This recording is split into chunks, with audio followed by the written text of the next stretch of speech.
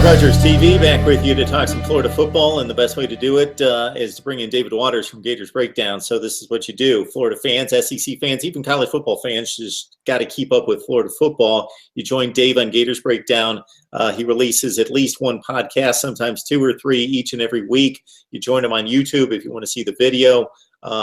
At Gators Breakdown, actually look up an SEC Breakdown as well. Either way, you're going to arrive at his audio and video podcast there. Also, he's available on iTunes and SoundCloud as well. Just look up Gators Breakdown. Dave, how you doing tonight?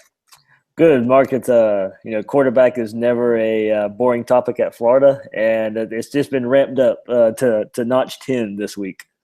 Yeah, it has. A lot of teams looking for quarterback improved play, and Malik Zaire has offered his services around the country and has made his decision to go to Florida. Malik Zaire, not necessarily a guy that I've been impressed with, but in very limited action, have just caught him from time to time. But definitely going to be viable candidate to win that starting quarterback spot. Right, Mark. We come out of spring and we think Felipe Franks has got the job wrapped up. We think this Florida quarterback battle has kind of already been figured out, and then lo and behold, 2 months later, it's in another conundrum, I guess you could say, for another preseason going into the fall. It's now another quarterback controversy for Florida, and I tell you, the fan base is pretty split. It's we've seen what Malik Zaire can do on a big stage against albeit it was a terrible Texas team.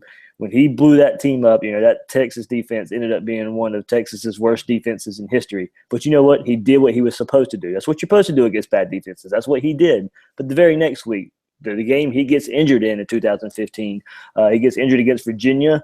Wasn't looking too good before the injury. Gets hurt late in the third quarter, and we never hear from him again in that 2015 season. We weren't able to see if he was able to build on that Texas performance or not. So he gets injured, ends up giving his way to Deshaun Kaiser when they go into a quarterback battle last year. And I've heard a lot of people say, Mark, and you could probably speak to this too. Notre Dame was 4-8, and a lot of people want to throw shade at Malik Zaire saying he couldn't get on the field of a 4-8 team. Well, Deshaun Kaiser was a second-round pick. Deshaun Kaiser wasn't the reason Notre Dame was 4-8. So it would have been hard for Malik Zaire to get on the field ahead of Deshaun Kaiser. So, I don't like to, have that comparison thrown at his way just because he couldn't get on the field over a second-round NFL pick.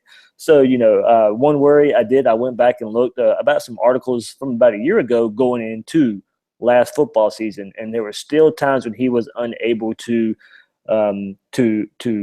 show in motion what he's learned in the playbook of Brian Kelly's offense. He was still having troubles pre-snap reads, getting the team in the right plays, and that worries me when you've been in a system for 3 years and you're still having those troubles. So is he supposed to come into Florida now with only 2 months to prepare and come in and be the starting quarterback over Felipe Franks, who's been in the system now a year and a half? That's where I get worried. So what Gator fans are worried about, Mark, is you've had Felipe Franks on the field or in the program for a year and a half.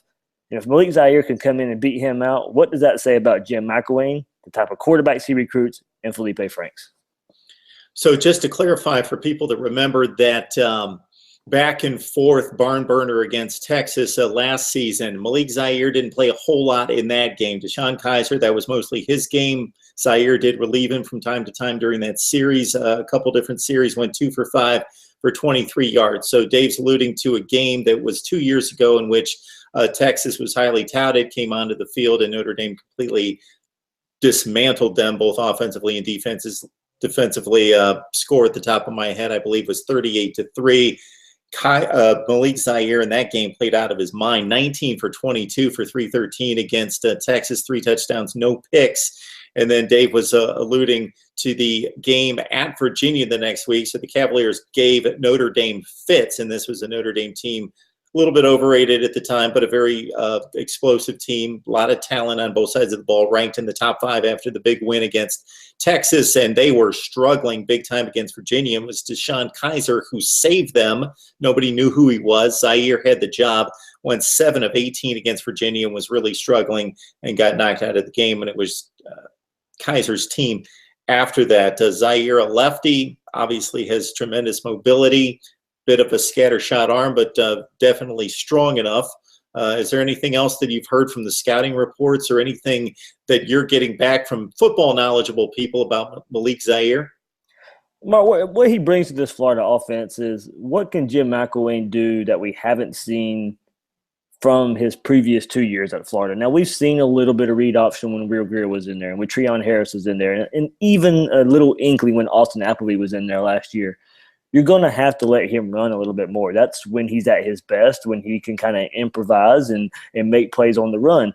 How is Jim McElwain going to force him to stay in the pocket and play within his system, or will he let Malik Zaire roll out, get outside the pocket? I think he will. And he's not bringing in this quarterback to try and make him a pocket passer. He knows that's not his game. So what I think this does, it brings some read option elements into this Florida offense. It helps Jordan Scarlett. It helps LaMichael Pirine, where they're not the guys running into the middle of the pile every time. Maybe it lengthens the opposing defensive line. It stretches them out a little bit. And he has a really good deep ball as well. And so what we got to see is he's accurate at times with it, and I saw a passing chart of his the other day. He's a left-handed quarterback, but for some reason, going down the field, he's more accurate on the right side, down onto the right. So for whatever reason, but if you look at this passing chart, he, like most quarterbacks, a lot of success short from 0 to 9 yards, kind of gets a little average,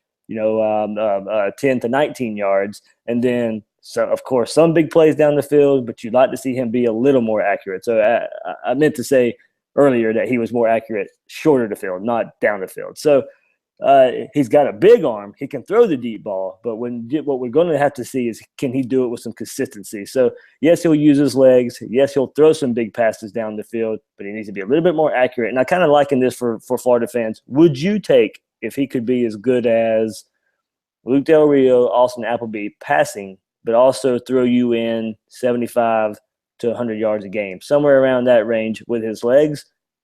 That might be a difference. But Mark, when it comes down to it, does this make Florida a better team? And I can't say necessarily that it does. What Florida has to do right now is close the gap to FSU, close the gap to Alabama, and bringing in Malik Zaire, I'm not so sure that does that.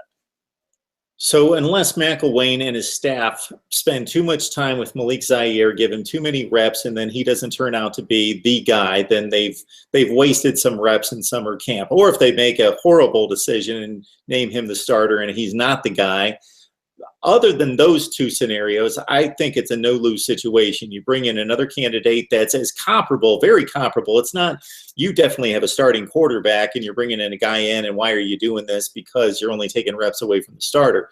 No, it's up in the air in regards to who's the best quarterback on this roster. So we don't know necessarily if Jim McElwain as a head coach can recruit great quarterbacks. We know that he can coach them and develop them, and he can spot one.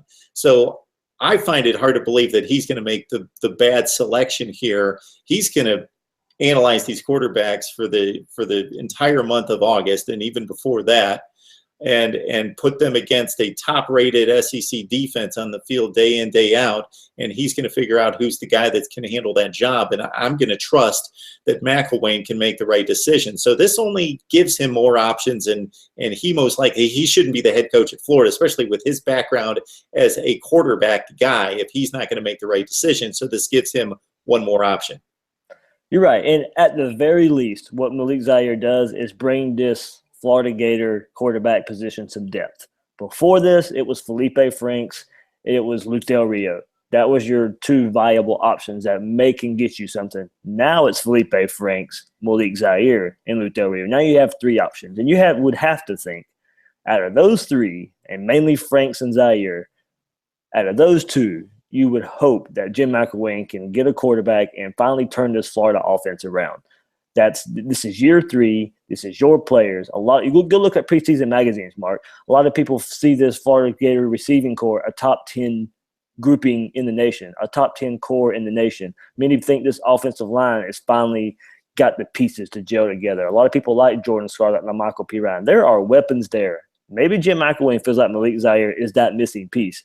I'll admit it. I'll put it to myself. I have I'm a believer in Felipe Franks, but it's blind faith. That's all it is. We haven't seen anything. We haven't seen enough. It's a spring game. That's pretty much all we have to go by. And I'll admit, it is blind faith. But what I'm really just I'm just ready to see a quarterback. Jim McElwain has recruited, not a transfer, not a grad transfer, not guys that were already there when on the roster when he came in. I'm ready to see a guy he recruited that he steps in. He gives him everything he's on. There's the tools there. And then work with him, put him on the field, and let's see what happens. Dave, I have been messing around with my backup computer here trying to get a box score up because I wanted to talk about the Notre Dame game. That's when I first saw Malik Zaire hit the scene. So he played against LSU, I should say. If obviously he was playing for the Irish, against LSU in the Music City Bowl. Yep. So Everett Golson was the starting quarterback at Notre Dame. Malik Zaire came in and really shined in a few series in that game, hit 12 of 15 passes for 96 yards against the pretty stellar LSU Tigers defense for a touchdown and no picks as Notre Dame pulled off an upset of about an 8-point favorite in that game against LSU. That was my real introduction to Malik Zaire. I'd heard about him. I'd seen him in mop-up duty, but that was the first reasonable against a very good team that he played in the clutch, and he ripped off a couple fourth down throws on the final series to lead Notre Dame to a win against LSU. And since then, not as impressed, but we mentioned the Texas game where he was stellar, but against a really good LSU defense, his first time out against a big opponent, he really stepped up in that game, and that's going all the way back to the 2014 season for Malik Zaire. So anything else on Zaire, the current quarterback situation, Dave? Not much, Mark. It's just, I think we're recording this on a Wednesday, and this was his first day on campus at Florida. He was going to just go dot the I's and cross the T's.